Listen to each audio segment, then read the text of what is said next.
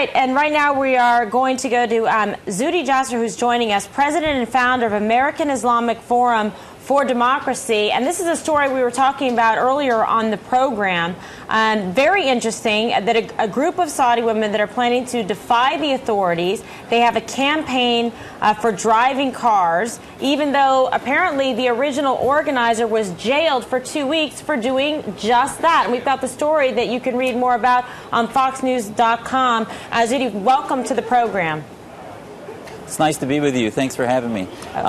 You know, I think one of the important things to realize is how brave Manal al-Sharif is. There are many women that have been violating this law and have been expressing their own liberty, but what she did is she brought it to the next level, and she paid a price by going to jail. And you know, it took her family, tribal leaders, to guarantee that she wouldn't participate, and she made a public statement telling other women not to participate, even though they knew she wanted them to participate. So some people have said, well, there haven't been that many women that came out and participated today, but I'll tell you, part of it is it's a campaign. As she said herself, as Manal said, it's one drop in the beginning of a rain, and there are many women driving, and it may not just be today, but it's over the next few weeks, and etc. I think it's incumbent on us in the free world to say that she's like the Rosa Parks of Saudi Arabia. It's not just about driving, it's about women's rights of representation in government, women's rights to property, women's rights to working, divorce, and being equal in courts. All of these things are oppressed by the tribal leaders of Saudi Arabia in their Wahhabi interpretations of Islamic law that are radical and medieval. Well, you make a great point, because it is about their rights to justice and to equal representation. So many things that we take for granted, you know, in this country as women, they are struggling and fighting for every day over there. Just, you know, basic rights that they should be entitled to. You know, even just voting, a right to get a divorce, right to property, right to drive.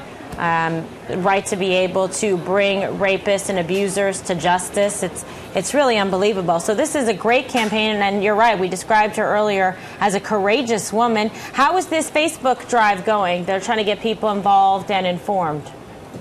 Well, it's interesting. Even though the government tried to shut it down, it restarts under another name. They change it to say that we are women who want to drive to protect ourselves. They then change it to another, and they have thousands of followers that have continued to use Twitter, Facebook, social media to come together despite what the government tries to do. And if you look, many of the leaders in Saudi Arabia appear to be acting in ways as if this is not happening. But in fact, it is happening, and they're beginning to push back.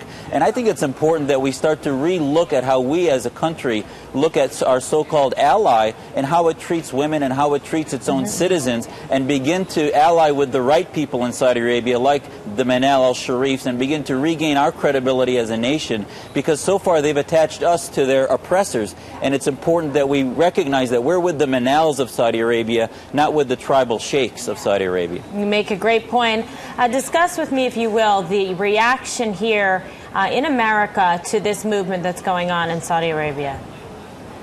I think in America it's been very refreshing, you know, for those of us that have been living in the lap of freedom. You know, my family escaped Syria and came here, and we've been able to practice our faith more freely here than anywhere in the so-called Muslim world. And I think similarly, so many Muslim American women are trying to do what they can to get Manal's word out, to get the word of other women. It's not just Manal. There are a lot of courageous women every day that say, you know what, I need to go get my groceries. I need to be able to help my kids and pick them up from school. And they're using social media to come together in one cause and say that the monarchs and the Wahhabi leaders of Saudi Arabia will not control women, and that they do have a voice, and they have an equal voice in their homes and in government.